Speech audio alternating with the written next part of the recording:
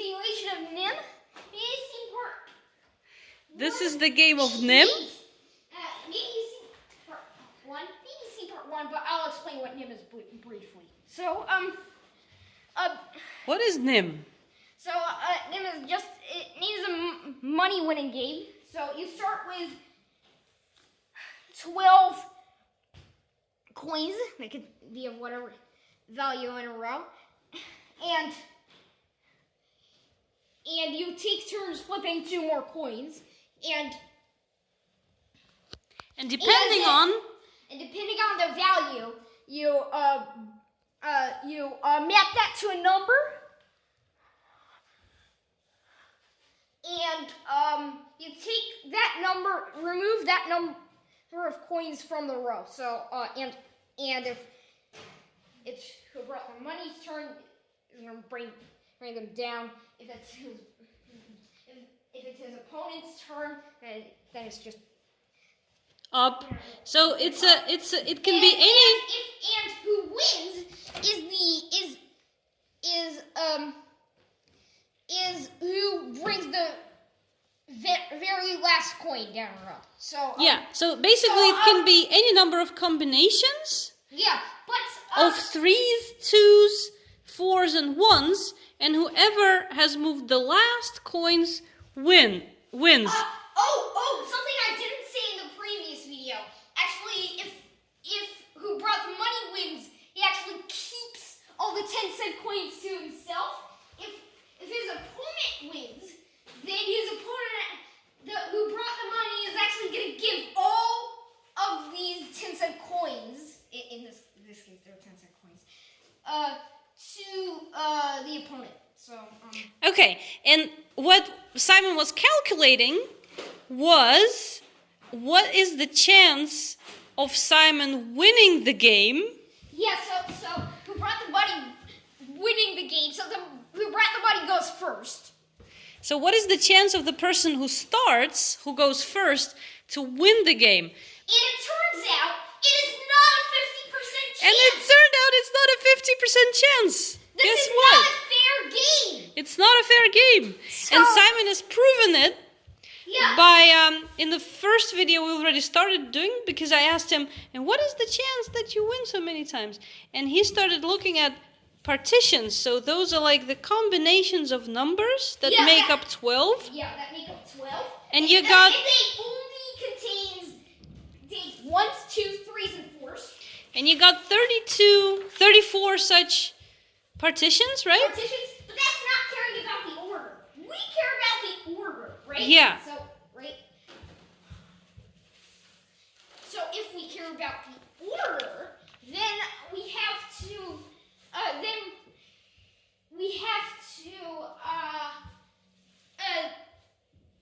do something. So they have they can be in shuffled orders, right? So they can be in shuffled orders, but how many of these shuffled orders are there? How many of these orders are there? On how many numbers occur in the partition. If only one number occurs, then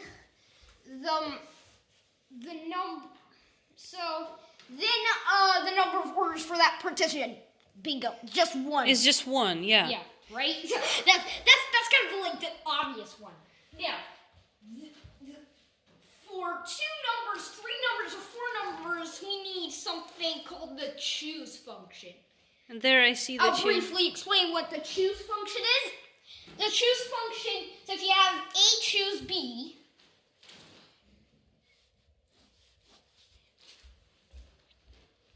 that is actually, it's written like this. That's how many ways you can choose B things from A.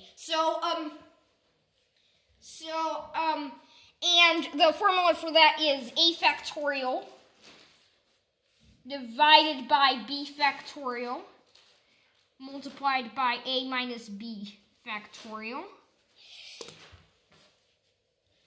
Okay, so you applied this function to the partitions with two different numbers. And then, but there are partitions with more numbers than two. Yeah, so basically that's what I do. So with partitions where two numbers occur, I pick one number that occurs. Then I do the length of the partition divided. No, sorry. The length of the partition, choose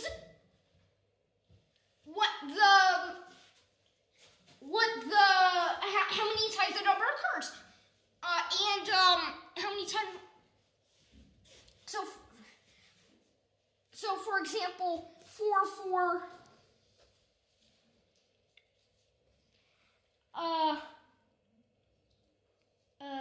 no.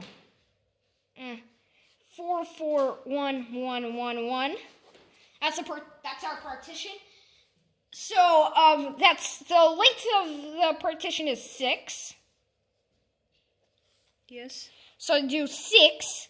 Choose something. I always pick the highest value. So 4, and there are 2 4s in there. So 6, choose 2. Mm-hmm. That is how many orders it has. There you can choose whatever number you want. There is actually a rule for this that A choose B. That's actually equal to A choose A minus B. That's a rule. Okay, so you use that rule to calculate this. And in the partitions with more than 2 numbers, you use the same. I use 3. That's very similar. I pick 2 numbers that occur, and then I do the length of the partition. Choose the length. How many? So for example, let's do this one. 4, 4, 3, 1. Mm-hmm. The length of the partition is 4. Choose how many times the first number occurs. So the length of the partition in this case is 4.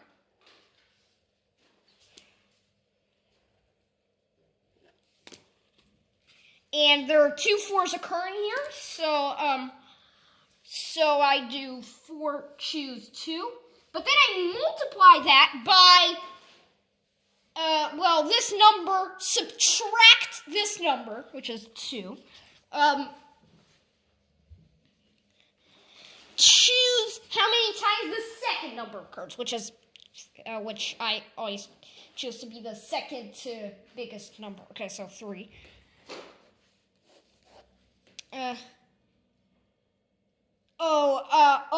No, how many times it occurs? So, I'm sorry. 1, yeah. 1. Okay, so,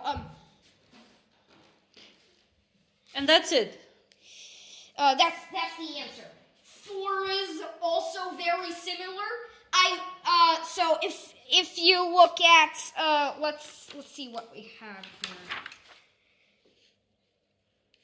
4, 3, 2, 1, 1, 1. So 4, 3, 2, right? Let's just check. 4 plus 3, that's 7. Plus 2, that's 9. Plus 1, that's 10. Plus 1, that's 11. Plus 1, that's 12. Okay, so that is another partition of 12. And so 6, the length of this is 6. So I do 6. So then I pick the number that occurs. I always pick that to be 4. Look at how many times it occurs, which is 1. Which is 1. So 6 choose 1. By the way, another rule that helped me a lot. Something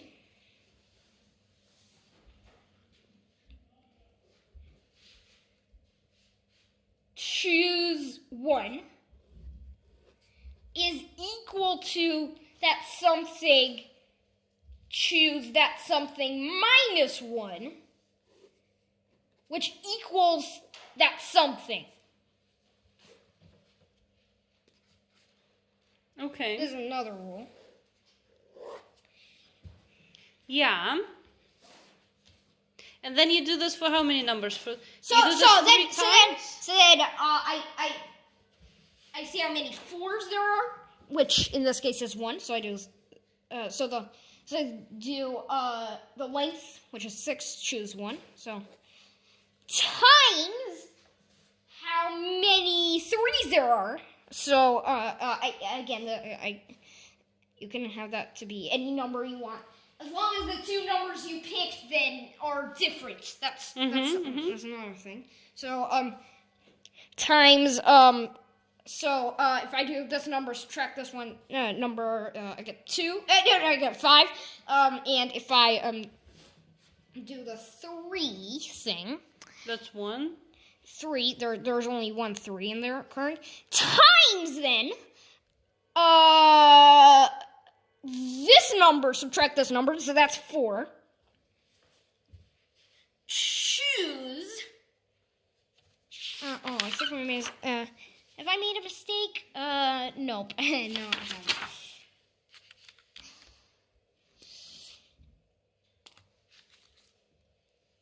And then there are 2. And then there is only 1 2, right? So 4 choose 1. So that is my answer for this one. Okay. So you've calculated all of that, and you had some partitions that had a lot of different possibilities, right? Yeah. Of order. The highest one is the one that with the most is this one. Oh, wow. Which has 168. 168. Different Yeah. different possible orderings, and some of them had only 1 ordering. Yeah. So some of them. So what did you do next? What did you do next? You added all of this up, right? Yeah. And then what did you get? I've got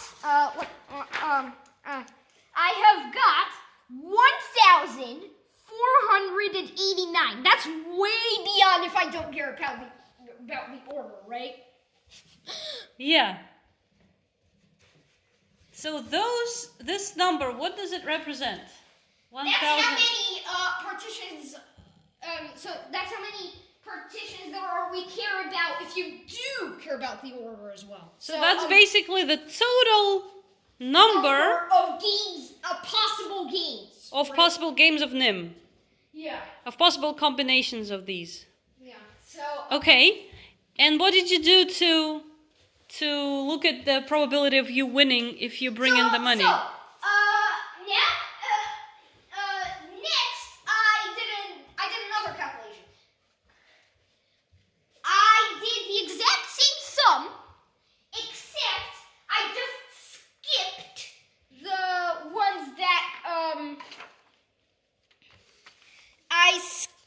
the ones that have an even length.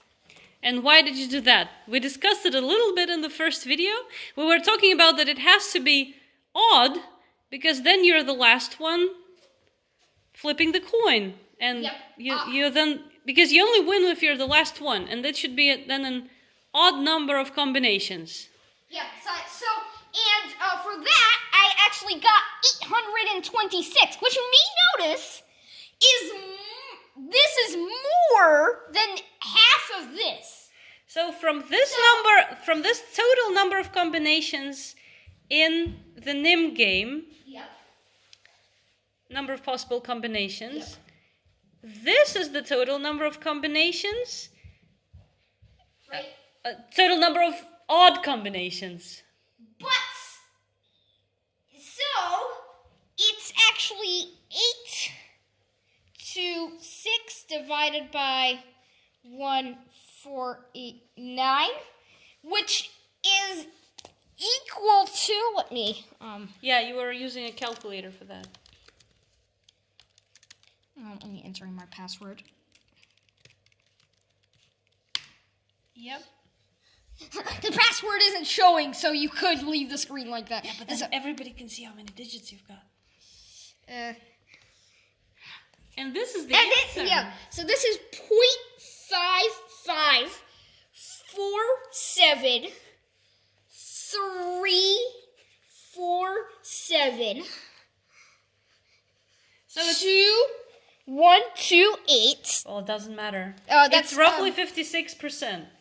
It's roughly 55%. You should round that down because it's a 4 right there. So Yeah, but if I round this up to here, then it's gonna be 5 here, and then it's gonna be 56. It depends where you start rounding. But doesn't matter. So it's roughly 55%, but this Slightly more than half. that's slightly more than a half. But now I've noticed I've made a mistake in there. Where? That's because sometimes you're actually gonna overshoot 12, right? Ah, that's true. Sometimes Yeah, I you're gonna- haven't thought about that. So So that gives you even more that, chance. Yeah, that gives you even more chance. That gives you not. That's giving you. That's really not a fair game. I think that's gonna give us like. That's gonna give us like 3 times as the. No, I don't know. I think that's gonna give like twice as. Not twice as. I think that's. Well, look at this. You can, for example, then have 3 more coins overshooting, so you can actually calculate this up to 15 to see exactly how many combinations are possible. But then there are ones that I don't count again. Yeah, I know. The first, I can. So I can do combinations that add up to 15.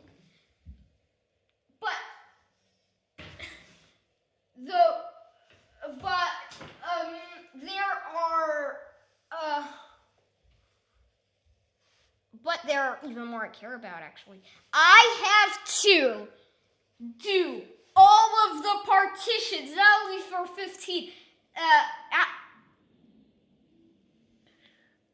I have to do not all of the partitions. I mean, not all of the partitions. I was not doing all the partitions. I have to do partitions for 12. I have to do partitions for 13. I have to do partitions for 14. I have to do partitions for 15 as well.